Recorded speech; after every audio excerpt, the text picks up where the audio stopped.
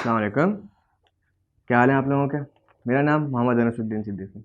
मैं as a दराज BA काम करता हूँ। वैसे तो बीबीए का स्टूडेंट हूँ, डीएच सुफा यूनिवर्सिटी कराची से बीबीए कर रहा हूँ। तकरीबन फाइनल ईयर में आ गया हूँ। बड़ी मुश्किलों से आया हूँ, लेकिन चलो आ ही गया। खैर, चलते हैं अपनी मेन टॉपिक की तरफ कि दराज है क्या चीज़। दराज एक पाकिस्तानी प्लेटफॉर्म है, ये तो पता ही होगा आप लोगों को। खैर, इस प्लेटफॉर्म के ऊपर बहुत सारे सेलर्स हैं। लिटरली तकरीबन अगर कहा जाए तो 4 लाख से ज़्यादा सेलर्स मौजूद हैं, जिसमें 30,000 से ज़्यादा वेरीफाइड सेलर्स हैं और 4 करोड़ से ज़्यादा प्रोडक्ट्स मौजूद हैं। बहुत पोटेंशियल है दराज पे काम करने का। जब सब कर रहे हैं तो हम क्यों ना करें। जहाँ हम अमेज़ॉन के ऊपर काम करते हैं तो दराज तो हमारे लिए कुछ भी नहीं है ना यार। चलें अब बात करते हैं मेरे पास्ट एक्सपीरियंस के बारे में।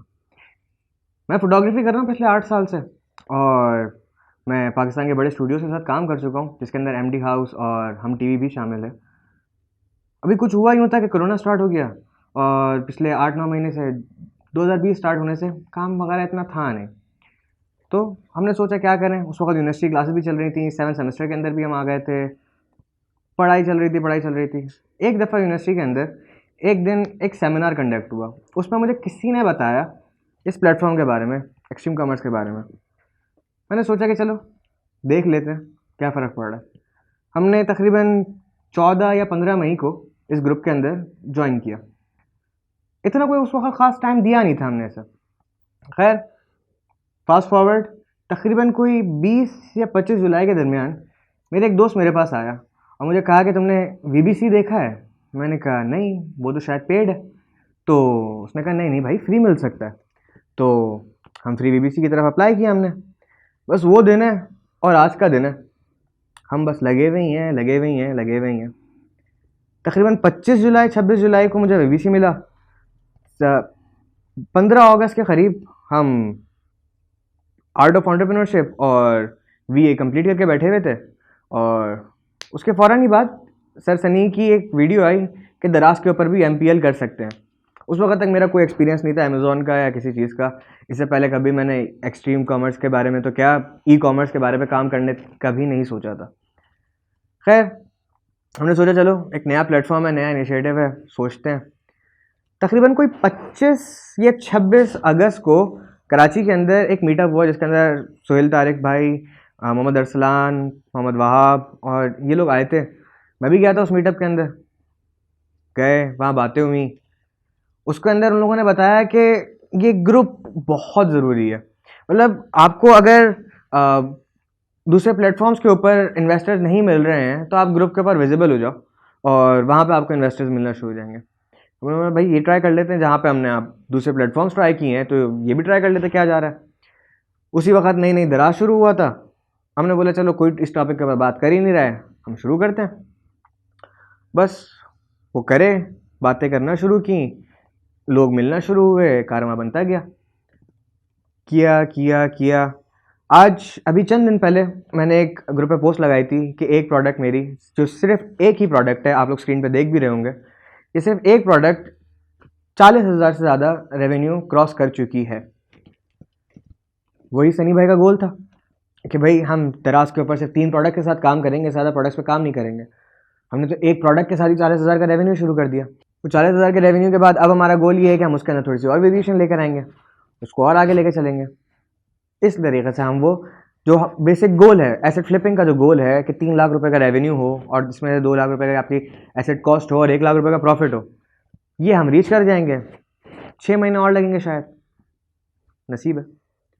6 महीने बाद फ्लिप करेंगे, नया अकाउंट खोलेंगे, नई मार्केट में घुसेंगे। खैर, इसी दौरान जब मुझे एक क्लाइंट मिला रिगार्डिंग दराज, हम बहुत अच्छी बातचीत शुरू हुई। उनको बूट कैम्प के बारे में नहीं पता था।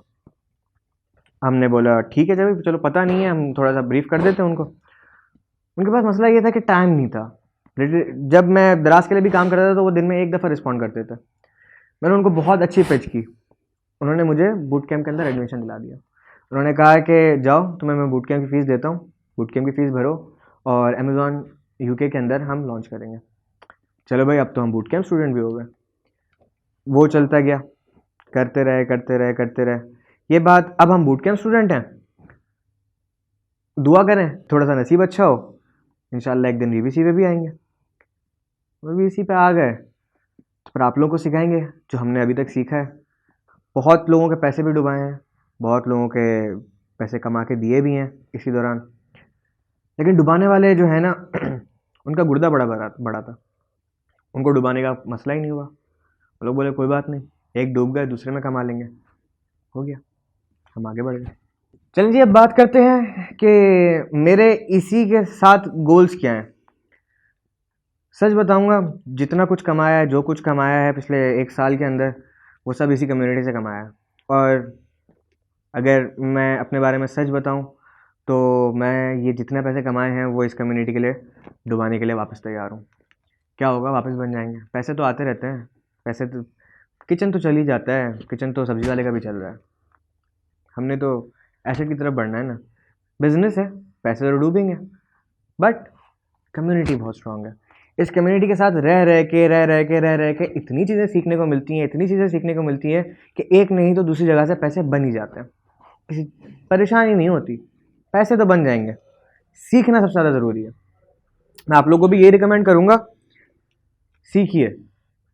ज़रूरी नहीं है कि आपको इन्वेस्टर मिले, लेकिन किसी और इन्वेस्टर के साथ या किसी और टीम मेंबर के साथ या किसी और बूट कैंप स्टूडेंट के साथ, वरना किसी और वीबीसी स्टूडेंट के साथ ही सही काम करना शुरू कीजिए। शायद उसका नसीब आपके नसीब से जुड़ गया ना, और आप दोनों के नसीब मिला के एक नसीब स्क्वायर कहेंगे। वो नसीब स्क्वायर के अंदर आप लोग दोनों मिलके आगे बढ़ जाएंगे। यही फ़ायदा है उस नसीब का। 2 लोग, कल 4 लोग, फिर 5 लोग, ऐसे करते करते नसीब बढ़ते जाएंगे, सब सक्सेसफुल होते जाएंगे। एक ऊपर जाएगा, वो साथ साथ दूसरे को भी ऊपर लेके जाना शुरू हो जाएगा। इसी तरीके से आज नहीं तो कल पैसे तो बन ही जाएंगे। कुछ नहीं तो प्रोडक्ट हंटिंग से बन जाते हैं। आप अगर आपके पास इतना एक्सपीरियंस हो ना, तो आप कंसल्टेशन के से पैसे ही कमा सकते हो, पैसे बन जाएंगे। पैसे कमाने के आप डर नहीं है।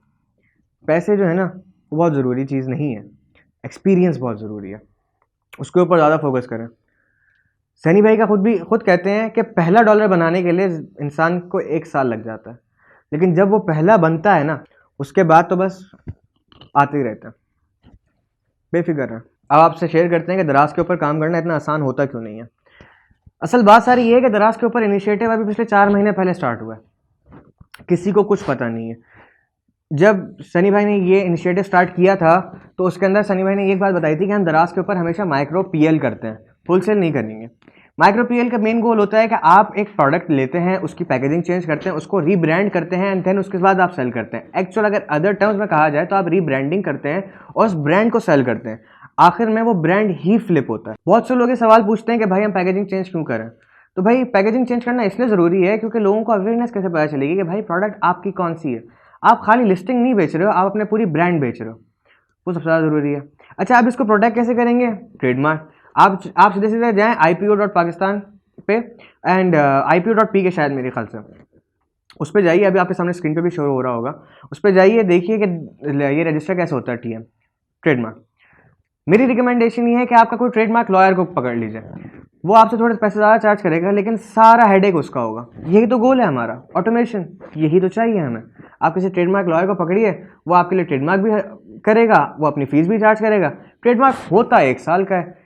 अब आप बोलेंगे कि यार 1 साल का ट्रेडमार्क, हम तो 6 महीने के अंदर फ्लिप करने की बात कर रहे हैं, तो इसको किस तरीके से लेके चलें?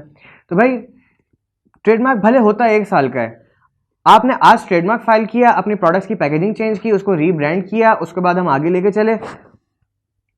अब ट्रेडमार्क की एक फैसिलिटी आपको गवर्नमेंट ऑफ पाकिस्तान देती है, वो ये कि with in this time period कि ट्रेडमार्क फाइनल हुआ नहीं है, आप ट्रेडमार्क की ओनरशिप चेंज कर सकते हो।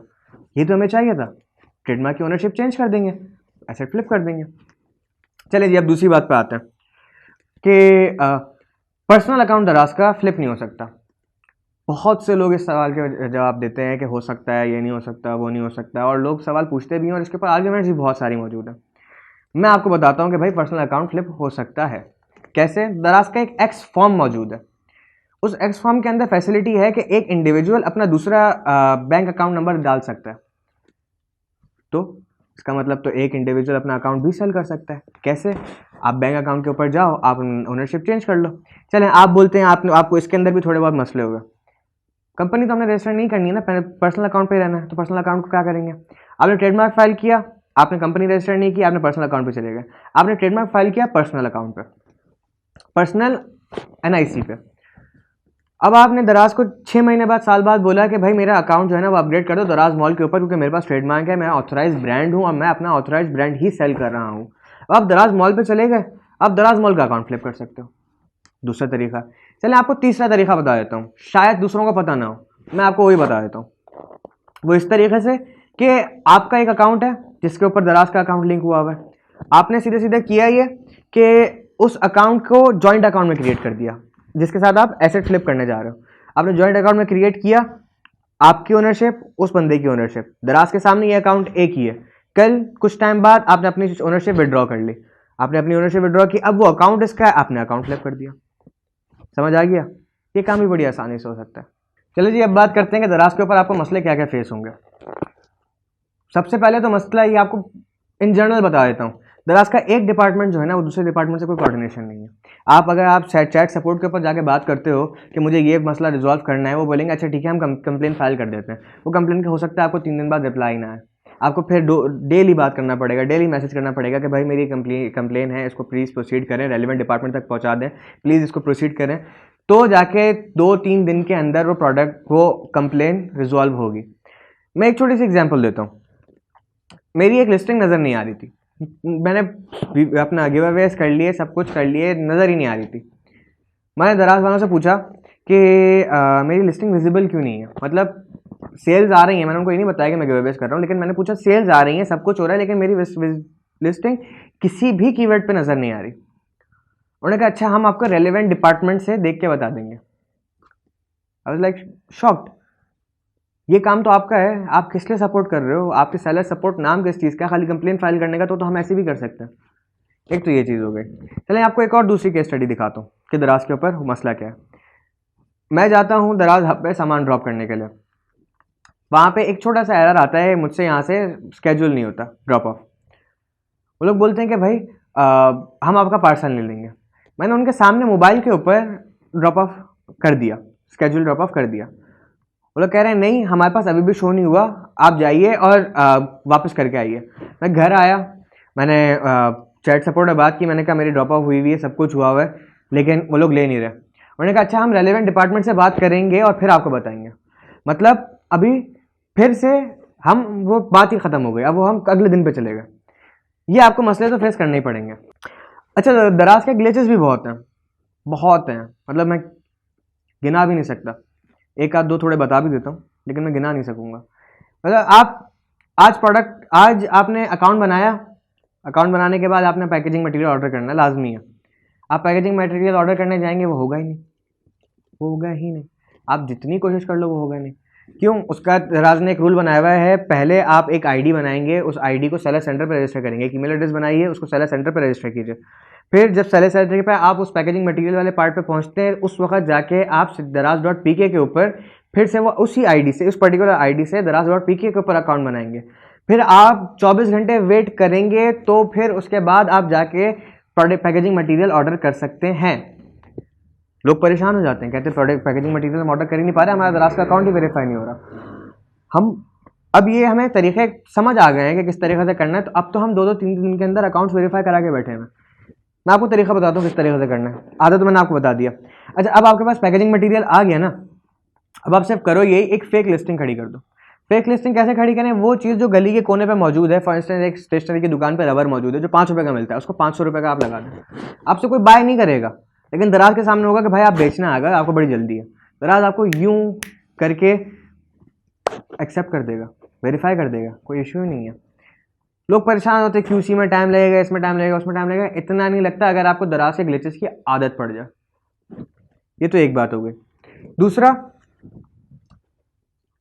जब हम गिव अवेज करा रहे थे तो उस वक्त हमें ये बात रियलाइज हुई, किसी एक बंदे ने हमारे लिए ऑर्डर किया, हमने खुद करवाया, लेकिन वो हमारे डैशबोर्ड पर नजर ही नहीं आ रहा, आ ही नहीं रहा। हमने बोला कि यार आपका ऑर्डर हमें रिसीव नहीं हुआ है, कुछ भी नहीं हुआ है, आप जो है ना री ऑर्डर कर लें, ट्राई कर लें, लेकिन उसने री ऑर्डर नहीं किया, उसका कोई मसला था। 3 दिन बाद, दराज हमें 3 दिन का टाइम देता है, रफली अराउंड, पूरा भी 3 दिन नहीं, 56 आवर्स के करीब पर टाइम देता है अराउंड। कोई जब मेरे पास 6 घंटे बचे थे तो वो ऑर्डर पॉपअप हुआ मेरे पास सिर्फ 6 घंटे बचे हुए थे। तो शुक्र है अल्लाह का कि 12 बजे वो ऑर्डर पॉपअप हुआ था, तो मैं उसी दिन डिस्पैच कर चुका था। लेकिन 2 दिन बाद वो 2 दिन पुराना ऑर्डर हमें शो हुआ। तो आप इस तरीके से अंदाज़ा लगाइए कि दराज के ऊपर ग्लिचेस बहुत हो। लेकिन इस ग्लिचेस से डरना नहीं है। इस ग्लिचेस से डरना शुरू होगा तो फिर तो आप किसी भी प्लेटफॉर्म के ऊपर काम नहीं कर सकते।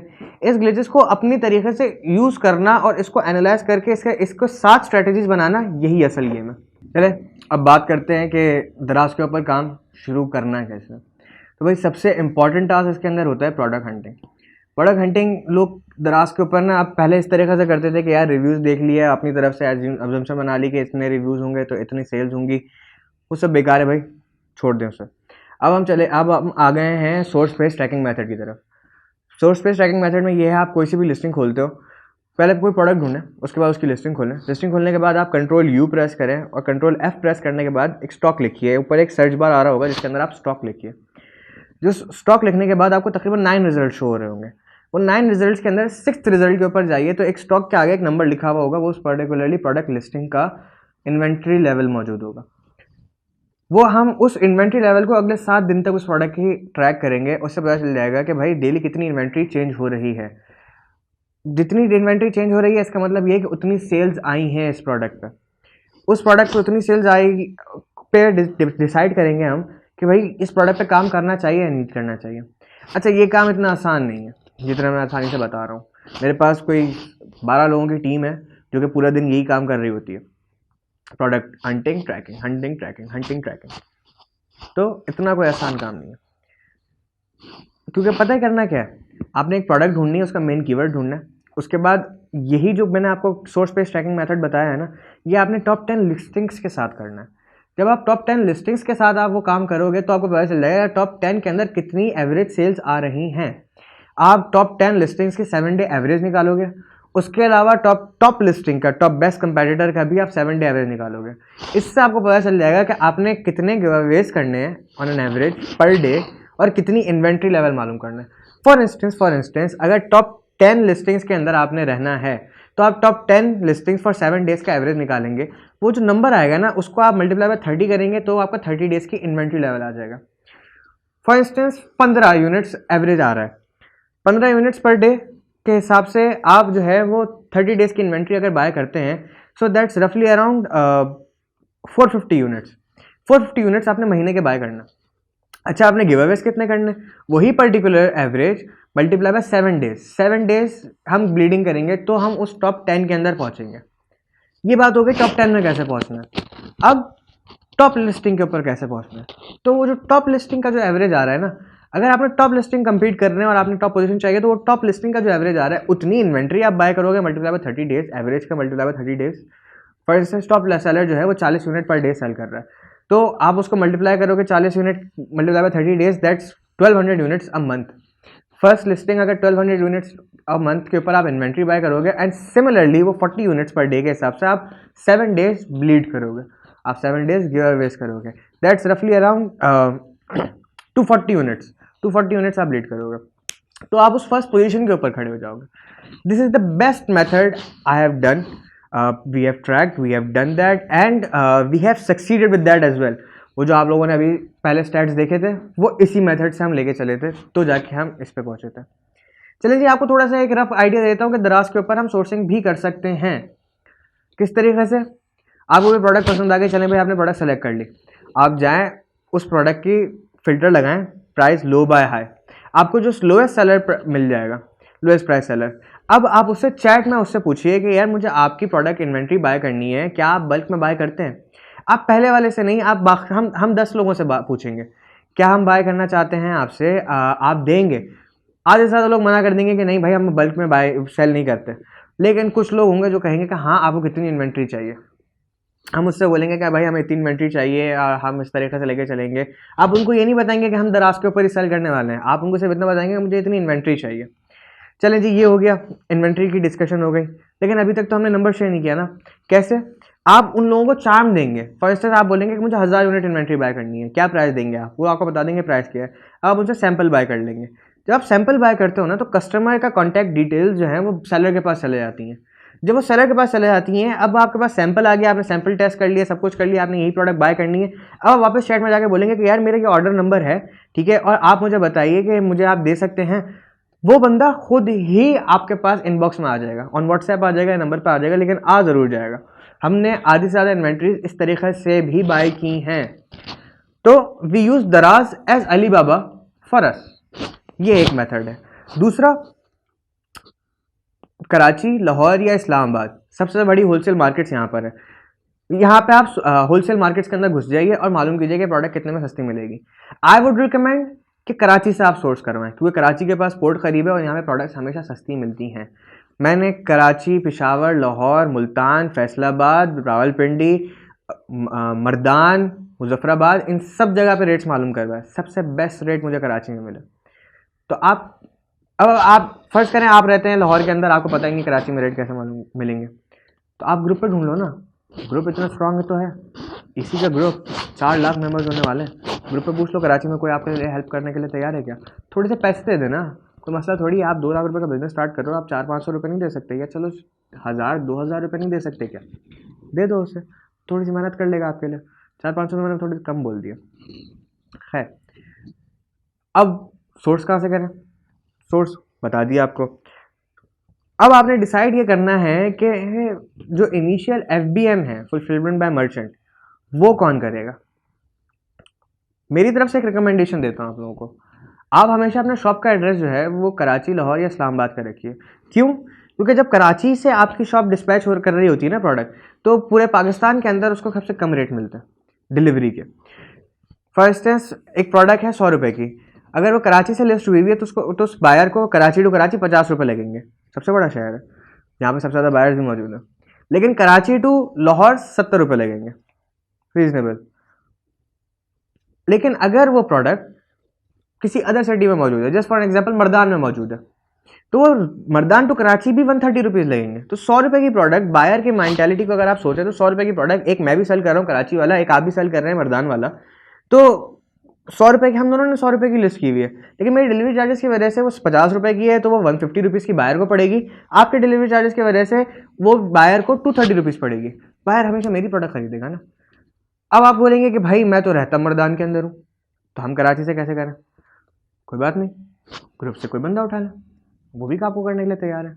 इनफैक्ट हमने भी एक ऐसी सर्विसेज सिर्फ और सिर्फ अपने क्लाइंट्स के लिए, अपने इन्वेस्टर्स के लिए ये ऑफर रखी है, वेयर हाउस मैनेजमेंट सर्विस, जो कि हम इनिशियली अपने क्लाइंट्स को कहते हैं कि भाई हमारे पास आप इन्वेंट्री रखवा लो, हम आपसे छोटी सी अमाउंट चार्ज कर लेंगे महीने की, और हमारा काम ये होगा कि हमारे पास एक लड़का है, छोटू रखा हुआ है हमने, राजेश, ठीक है, उसका काम ही यही है कि वो आएगा, प्रोडक्ट पैक करेगा और जाके दराज हब पे छोड़ देगा। आपको तो ऑटोमेशन और मिल गई, बेस्ट हो गया ये तो। चलें, आपको मैं एक और बात बताता हूँ कि यार जब हमसे करवाना ठहरा, जब FBM ही करना ठहरा, तो क्यों ना FBD करा लें। FBD is not a viable option initially. क्यों? दराज को कुछ अपना एल्गोरिथम नहीं पता कि वो हर प्रोडक्ट के ऊपर कितने पैसे चार्ज करेगा। मेरी एक बहुत छोटी सी प्रोडक्ट थी, अभी सामने भी रखी है, दिखा नहीं सकता, खैर मेरी बहुत छोटी सी प्रोडक्ट थी, वो मैंने दराज के वेयरहाउस में पहुंचा दी।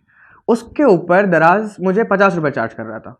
दराज दिखा देता है कि भाई इतने की ये इतने में चार्ज करूंगा, इनफैक्ट वो बाद में निकाल लेता है, बस दिखा जरूर देता है कि मैं इतने चार्ज करूंगा। उस प्रोडक्ट की selling price, best selling price थी बेस्ट हमारे कंपेटिटर की 89, हम उसको सेल कर रहे थे 65 में। 3 महीने बाद अगर दराज हमसे 50 रुपये पर यूनिट चार्ज करना शुरू हो जाता तो मुझे प्रोडक्ट प्राइस बढ़ानी पड़ती। मैं प्रोडक्ट प्राइस बढ़ाता तो मैं तो कम्पीट ही नहीं कर सकता था मार्केट से, फिर तो बकवास हो गया, मज़ा ही नहीं आया इस काम के अंदर। तो बजाय इसके कि आप दराज करो, आप इनिशियली FBM ही करो। लेकिन कब तक करेंगे FBM? उस वक्त तक करेंगे जब तक आपके हाथ से ये संभालना मुश्किल हो जाए। फॉर इंस्टेंस, अगर दिन के मुझे 10 ऑर्डर आते हैं, मैं तो डिस्पैच कर लूंगा, मुझे कोई मसला ही नहीं है, वो 10 ऑर्डर दराज को क्या दूं मैं। लेकिन दिन के 100 ऑर्डर हो गए भाई, लेकिन अब मुझसे नहीं संभल रहा है, तो अब मैं जाके दराज को दूंगा। वो 100 ऑर्डर्स तक पहुंचने के तक आप FBM करो। मैं आपको पर्सनल रिकमेंड कर रहा हूं कि करो, तो ही आप मार्केट के अंदर कम्पीट कर पाओगे। कंपटीशन बहुत टफ है। मसला ये है कि यहाँ पे होलसेलर्स भी बैठे हुए हैं दराज के ऊपर, उनको फर्क नहीं पड़ा, वो तो लिस्टिंग लगा के बैठे हुए, एक आध ऑर्डर आ ही जाता है उनको। लेकिन हम उनसे कम्पीट नहीं कर रहे, हम बेस्ट सेलर से कम्पीट कर रहे हैं।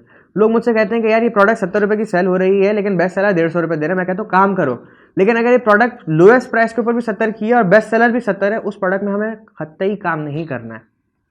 ये आपको एक और स्ट्रेटजी बता दी। चलें जी, अब आपको बताता हूँ कि यार प्रोडक्ट फोटोग्राफी कैसे करनी है। लोग कहते हैं कि यार मैं तो मोबाइल से तस्वीरें खींच के डाल दूंगा, कोई मसला ही नहीं है। नहीं करना। अगर आप बहुत अच्छे फोटोग्राफर हो तो समझ भी आता है कि भाई आपके पास मोबाइल हो, और मोबाइल हो तो कोई आईफोन टाइप सा हो। आप एक प्रोफेशनल फोटोग्राफर को बोलो कि भाई मेरे लिए फोटोग्राफी करके दे। कितने पैसे लग जाएंगे? थोड़े ही लगेंगे ना यार, करवा लो। आपकी लिस्टिंग ज़रूरी है, लिस्टिंग के ऊपर तस्वीरें होंगी तो ही कन्वर्जन रेट बढ़ेगा ना यार। कन्वर्जन रेट नहीं आया तो फिर तो फ़ायदा नहीं है। आपके पास अगर 1000 विजिटर्स भी आ गए लेकिन आपका कन्वर्जन रेट सिर्फ 1% है, तो आपको सिर्फ और सिर्फ 10 ऑर्डर दिन के आएंगे। और कन्वर्जन रेट चेंज होता ही तस्वीरों की वजह से। दराज के ऊपर बायर्स भी इतने कोई अक्लमंद नहीं है कि वो लोग पूरी पूरी डिस्क्रिप्शन पढ़ रहे हैं, उनको पता है ये प्रोडक्ट किस काम की है। वो तस्वीरें देखते हैं, तस्वीरों के अंदर अगर आपकी लिस्टिंग आपने डिफाइन किया हुआ है उसी के अंदर देख के बाय कर लेंगे। तो अब तस्वीरें किस तरीके से चाहिए आपको? एक प्रोडक्ट फोटोग्राफर लिया आपने और उसको बताया कि प्रोडक्ट्स की तस्वीरें इस तरीके से होनी है। उसको बताया कि अब आपने इन्फोग्राफिक्स तस्वीरें बनवानी है। इन्फोग्राफिक्स तस्वीरें कौन सी होती हैं? कैसे? इसके अंदर आपने प्रोडक्ट दिखाया हो और प्रोडक्ट दिखाने के बाद उसके बारे में उसकी डिटेल्स भी बताई हुई हो, ये किस तरीके से यूज़ होगा वो भी बताया हुआ। आपने एक वीडियो भी बनवानी है। अच्छा, स्ट्रेटेजी किस तरीके से लेके चलते हैं हम लॉन्चिंग की? लॉन्चिंग की स्ट्रेटेजी इस तरीके से है कि आपने दराज के ऊपर प्रोडक्ट लिस्ट की, उसके बाद हमने गिवअवेज किए, चैट मेथड है, उसके बाद सर्च फाइंड बाय मेथड है। हम टॉप 10 के अंदर आ गए। अब हमें ना दिन के 10-15 ऑर्डर आ रहे हैं। 10-15 इज इनफ एट दराज। Literally I am telling you, 10-15 is enough eight दराज। इससे ज़्यादा कोई दराज के ऊपर बायर्स मौजूद नहीं है। कोई बहुत चंद आध प्रोडक्ट्स है जिनके 50-100 सेल्स पर डे आ जाती हैं, लेकिन मोस्टली की 10-15 ही आ रही होती हैं। तो 10-15 इज़ अ गुड ऑप्शन। उसके ऊपर आप जाओ और आप लिस्ट करो। 10-15 दिन के आना शुरू हो गए। अब आप सोशल मीडिया इंटीग्रेशन करोगे। आप इन्फ्लुएंसर्स पकड़ो और उनसे बोलो कि भाई मेरा ऐड रन करें और नीचे हमारा लिंक डाल दें, और लोग जो है वो हमारा ऐड देख के अपनी स्टोरीज़ के ऊपर नीचे आएंगे, हमारी लिंक को कॉपी करेंगे, लिंक को देखेंगे और लिस्टिंग पे आके बाय कर लेंगे। बहुत ही कोई क्लासिक किस्म का आपको कन्वर्जन रेट आएगा इससे। एक तो ये तरीका है। दूसरा, आप फेसबुक पे बजाय इसके कि आपको बहुत बड़ा नो हाउ हो फेसबुक ऐड का, अगर है तो बहुत अच्छी बात है, लेकिन आप जो है खाली पोस्ट बूस्ट कर लो। पोस्ट बूस्ट करो। पोस्ट बूस्ट के अंदर नीचे एक ऑप्शन डालिए शॉप नाउ का, और शॉप नाउ के बटन के साथ आप नीचे अपना प्रोडक्ट का URL डाल दीजिए। लोग जैसे ही शॉप नाउ करेंगे डायरेक्ट आपकी दराज की लिस्टिंग में पहुंच जाएंगे। वहाँ दराज की लिस्टिंग में पहुंचने के बाद वो आपसे बाय करेंगे। अच्छा, इस लिहाज से हम पहुंचेंगे 10-15 ऑर्डर्स को लेके 30-35 ऑर्डर या 50 ऑर्डर पर डे पे। 50 ऑर्डर पर डे में पहुंचने के बाद तो भाई गुड है ना। 10,000 रुपये का रेवेन्यू दिन का आना चाहिए, जिसका 33% प्रॉफिट मार्जिन हो हमारा। महीने का 3 लाख रुपए होता है, 1 लाख रुपए प्रॉफिट है। Account flip, best strategy to go with. चलिए जी, अब बात करते हैं रिकमेंडेशंस की। मैं आपको कुछ बातें रिकमेंड करूँगा। सम ऑफ आवर इन्वेस्टर्स, कुछ VAs के लिए। इन्वेस्टर्स जो है ना वो सोच ये रहे हैं कि 30-40 हज़ार रुपये के अंदर दराज का बिजनेस स्टार्ट हो जाता है। मैंने कभी रिकमेंड नहीं करूँगा इस बात को। क्यों? क्योंकि हो सकता है आपकी पहली लॉन्च हो और पहली लॉन्च के बाद आप वो पैसे डुबा लें, आपके तो खाली मोराल ही डाउन हो जाएगा। 20,000 2 लाख रुपए के अंदर 20,000 रुपये डुबाना तो मसला नहीं होता, क्योंकि जो 2 लाख इन्वेस्ट करना जा रहा है ना उसके लिए 20,000 इतना कोई ज़्यादा मायने नहीं रखेगा। लेकिन जिसके पास है ही 20,000 वो तो अपना 100% डुबाने के लिए तैयार है। मसला यही है, जब वो 100% डूब जाएंगे ना उसके बाद अगले पैसे नहीं है बैकअप में। मैं जब काम करता हूँ मेरा एक पर्सनल रूल है, जिन इन्वेस्टर्स के पास इतने पैसे हैं जितना दराज के लिए चाहिए, दैट्स 2 लाख रुपए, तो ही मैं उनके साथ काम करूँगा। उसके अंदर थोड़े बहुत हमारी मिस्टेक्स और एरर्स की वजह से डूब जाते हैं तो हमें इतना कोई बड़ा नुकसान नहीं होता। हम इन्वेंट्री वैसे भी होलसेल रेट के ऊपर उठा रहे होते तो हमें लिक्विडेट करना इतना मसला नहीं होता। लेकिन कुछ इन्वेस्टर्स मौजूद हैं जो कहते हैं कि भाई 15,000 रुपये के अंदर हम दराज का बिजनेस स्टार्ट करेंगे। अरे भाई 45,000 रुपये का तो खाली ट्रेडमार्क हो रहा है। मुश्किल से मुश्किल आप कम करा के 40,000 रुपये कर लोगे। 15,000 रुपये में कौन सा बिजनेस स्टार्ट कर रहे हैं आप? 15,000 रुपये में तो आजकल सब्जी वाले की रेडी नहीं लग रही। आपस की बात है। खैर, अब बढ़ते हैं थोड़ा सा VAs की तरफ। तो भाई कोई प्रोफेशनल VA जो है ना, चलें अब बढ़ते हैं VAs की तरफ। तो भाई VAs का मसला है थोड़ा सा। VAs समझते हैं कि मैंने दराज की VBC के ऊपर वीडियोस देख ली हैं और ये कर लिया है वो कर लिया है, तो ना मेरे पास एक्सपीरियंस खुद ब खुद आ गया है क्योंकि मैंने वीडियोस देख ली हैं और अब तो मैं लॉन्च करूँगा। ऐसा नहीं कीजिए, किसी और के पैसे हैं, आपके पैसे नहीं हैं, आपके होते ना तो आपको समझ भी आता। किसी और के पैसे हैं, थोड़ा सा ख्याल कर लें। आप उसके पैसे डबल करेंगे तभी आपके पैसे बनेंगे। वो खुशी से आपको और क्लाइंट्स भी ला के देगा, उसके बाद ही तो काम चलेगा। आपने अपनी इज्जत भी तो बनानी है कि आप दूसरे को झूठ बोल लोगे कि मेरे पास बहुत एक्सपीरियंस है, ये है वो है, वो आपके पास आएगा, आप उसके पैसे डुबा दोगे। आपको तो एक्सपीरियंस मिल जाएगा डुबाने का एक्सपीरियंस आराम से मिल जाएगा, वो तो हर कोई डुबा सकता है। लेकिन आपको सक्सेस का एक्सपीरियंस थोड़ी मिलेगा। सक्सेस का एक्सपीरियंस तो आपको उसी वक्त मिलेगा ना जब आप खुद सक्सेसफुल होना चाहोगे। पैसे तो बहुत मिल जाएंगे। एक वीए दराज के लिए तीन प्रोडक्ट्स के लिए 15,000 रुपये मंथली सैलरी चार्ज कर सकता है। ठीक है, दैट्स मैक्सिमम। अगर बहुत ज़्यादा एक्सपीरियंस है तो आप ऊपर भी जा सकते हो, लेकिन that's maximum. As a VA बात कर रहा हूँ मैं। तीन प्रोडक्ट्स है ना, 5,000 रुपये की एक प्रोडक्ट हो गई, कोई मसला ही नहीं है। तीन प्रोडक्ट्स 15,000 रुपये। चलें इसको आगे लेके चलते हैं। मैं पर्सनल बताता हूँ, दराज के ऊपर पोटेंशियल है कम से कम भी $200 से लेके 700 से $800 बनाने का। थोड़े घंटे ज़्यादा लगेंगे आपके, लेकिन आप 700 से $800 बना सकते हो एज अ वीए। 4-5 क्लाइंट्स उठाएं, थोड़े बहुत साइड के काम भी करें, $700 से $800 एज अ वीए आपको मिल जाएंगे। लेकिन उस शर्त पे कि आपका एक्सपीरियंस हो। अगर आपका एक्सपीरियंस नहीं है तो भाई एक्सपीरियंस पहले गेन कर लो किसी एक अच्छे एक्सपीरियंस दराज के वीए से, या टीम मेंबर के साथ, उनके साथ टीम बनाओ और एक्सपीरियंस गेन करो। उसको बोलो कि भाई मुझे ना काम कराओ मुझसे, कोई मसला नहीं है, मुझे एक्सपीरियंस चाहिए, मुझसे काम करो, जितना कराना है करा लो। मेरी टीम वाले हैं, मुझे कहते हैं कि अनस भाई जितना काम कराना है आपको करा लो, लेकिन मैं पे कर देता हूँ। मैं किसी न किसी वजह से, किसी न किसी रीज़न से, किसी न किसी तरीके से उनको पे कर देता हूँ, but they aren't willing to get that money. वो कहते हैं कि बस मुझे एक्सपीरियंस चाहिए। ऐसे बनिए आप। ये वीएस के लिए रिकमेंडेशन है। अच्छा, दराज की अभी तक सक्सेस स्टोरीज आई नहीं है, लेकिन अनकरीब आ जाएंगी। उस वक्त मार्केट रेट बढ़ जाएगा, तो अभी जो नए नए वीएज है ना, उनके लिए बेहतर यही है कि आप एक्सपीरियंस गेन करो। कल को आपको एक्सपीरियंस होगा तो आपके पास लोग भी बहुत आएंगे। दराज के ऊपर इन्वेस्ट करने वाले बहुत हैं, आप बेफिक्र रहो। इतने हैं कि आप खाली एक पोस्ट डालो, आपको एक इन्वेस्टर तो मिल ही जाएगा। ये ग्रुप है ही इतना स्ट्रांग। इस ग्रुप की खास बात ही यही है कि आपको इस ग्रुप से बाहर जाने की ज़रूरत ही नहीं है। Stream commerce with Sunny Ali is the biggest platform in Pakistan now, जिसके ऊपर आप खाली एक पोस्ट डालो और आपको इन्वेस्टर मौजूद है। सच बता रहा हूँ, मुझे भी अल्हम्दुलिल्लाह इसी तरीके से ही इन्वेस्टर्स आए हैं। मुझे किसी और प्लेटफॉर्म पे जाने की ज़रूरत ही नहीं पड़ी। और जहाँ तक बात रही सर सनी के विजन की, तो वो तो पूरा करना ही है ना हमने। हम करेंगे, आप करेंगे, सब मिलके करेंगे, तभी तो वो पैसे आएंगे पाकिस्तान, तभी तो पाकिस्तान की ई कॉमर्स मार्केट बढ़ेगी। हमारा ये गोल नहीं होना चाहिए कि हमने पैसे बनाने हैं, क्योंकि पैसे तो बन ही जाएंगे। सनी भाई खुद भी तो कहते हैं कि पैसे तो सबसे पहले वाला भी बना लेता है। हमारा गोल ये होना चाहिए कि सनी भाई के विजन को किस तरीके से पूरा करना है। उस विजन को पूरा करने की तरफ आप बढ़ोगे ना, पैसे खुद ब खुद बनते जाएंगे। मैं अपने एक्सपीरियंस से बता रहा हूँ, आप उस विजन को फोकस करो।